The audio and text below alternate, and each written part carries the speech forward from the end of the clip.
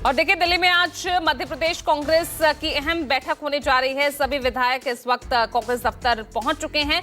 कांग्रेस ने राष्ट्रपति से मिलने का समय मांगा है। ये बड़ी खबर आपको बता दें, विधायकों ने राष्ट्रपति से मुलाकात का वक्त मांगा है। एमपी कांग्रेस विधायकों की ये बैठक दिल्ली में आज हो रही है। इस वक्त की ये बड़ी खबर आपको बता रहे हैं और इन तमाम विधायकों ने राष्ट्रपति से मुलाकात का वक्त मांगा है।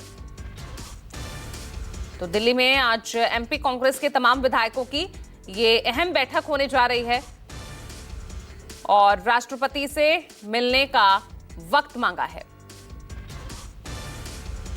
और सभी जो है एआईसीसी पहुंच चुके हैं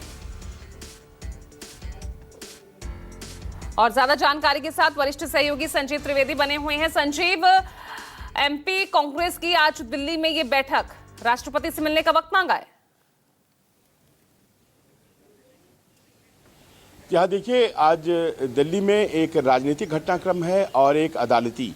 राजनीतिक घटनाक्रम में जैसा कि आपने बताया, तमाम विधायक राष्ट्रपति से मिलना चाहते हैं और शिकायत करना चाहते हैं कि जिस तरह से राज्यसभा चुनाव को लेकर मध्य प्रदेश में घटना घटित हुई है वो संविधान के खिलाफ है। उनके नेता ये कह रहे हैं लोकतंत्र की हत्या हुई है और यह गलत है।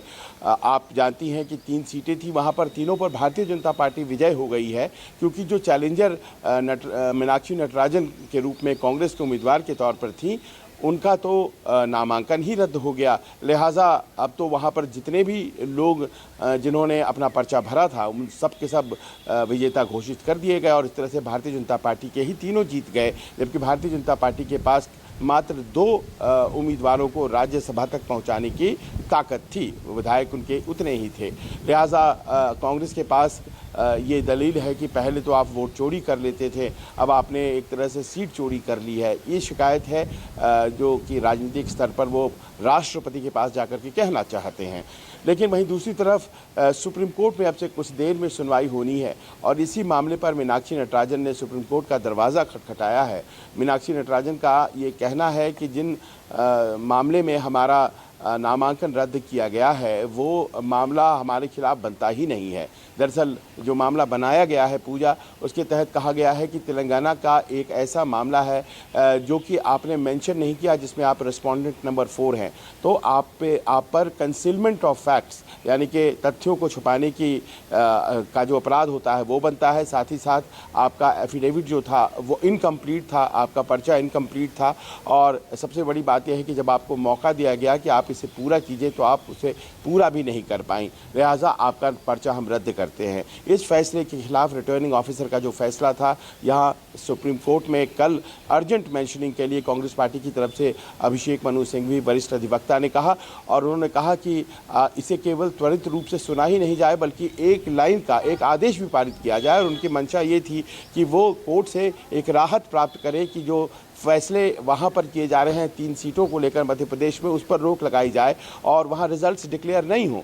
लेकिन इस तरह की राहत सुप्रीम कोर्ट ने कल नहीं दी और वो वहाँ 3 नतीजे जो थे वो डिक्लेयर हो गए। अमूमन अदालतें जो कंटिन्यूइंग होती हैं इलेक्टोरल प्रोसेस, उसमें दखल नहीं दिया करती है, लेकिन इस बात पर विचार जरूर करेगी कि जो रिटर्निंग ऑफिसर ने फैसला लिया है कि उनका नामांकन खारिज कर दिया गया है वो तर्कसंगत है या नहीं। अब से कुछ देर बाद इस मामले पर सुनवाई होनी है। पूजा, बिल्कुल नजर रहेगी कि अदालत इस मामले में क्या फैसला सुनाती है, क्या आदेश पारित करती है। लेकिन मौजूदा स्थिति में जिस तरह से कांग्रेस इस मुद्दे को उठा रही है, एमपी से सभी विधायक उठकर यहां दिल्ली आ गए हैं, यहां बैठक कर रहे हैं, अपनी बात रख रहे हैं, कितना मजबूत लग रहा है संजीव इनका पक्ष?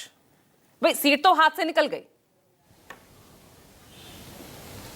देखिए, सीट तो हाथ से निकल गई, ये बात तो आप सही कह रही हैं कि अब इसमें कोई फैसला आ जाए और वो फैसला तुरंत प्रभाव से लागू हो जाए, इस बात की गुंजाइश बहुत कम है।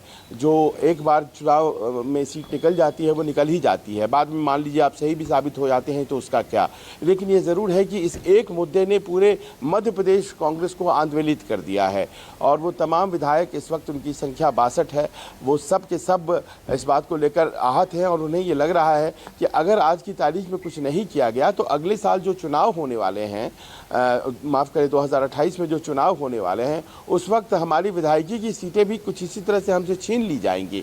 तो ये बहुत ज़रूरी हो गया है कि जो इलेक्टोरल प्रोसेस है, जो चुनावी प्रक्रिया है, अब तो उसके ऊपर आघात हो रहा है। तो हम पहले उसको ये सुनिश्चित करें कि वो तरीके से हो पाए, वरना कोई पॉइंट निकाल करके हमारा पर्चा खारिज कर दिया जाएगा और पता चला हमें पार्टी ने टिकट दे दिया है लेकिन हम रेस में इसीलिए नहीं है क्योंकि पर्चा कोई नुक्स निकाल करके क्लियर कर दिया गया। तो वंस एंड फॉर ऑल ये बात सुनिश्चित करना बहुत ज़रूरी है और यही लड़ाई कानूनी रूप से भी लड़ी जा रही है, राजनीतिक रूप से भी लड़ी जा रही है कि आखिर किन परिस्थितियों में आप पर्चा खारिज कर सकते हैं और परीक्षा खारिज कर सकते हैं अगर, तो आपको मौका देना है कि नहीं देना है उस उम्मीदवार को जिसने पर्चा भरा है कि आप अपने पर्चे को करेक्ट कर लें या फिर आप सीधे सीधे पर्चा ही खारिज कर देंगे।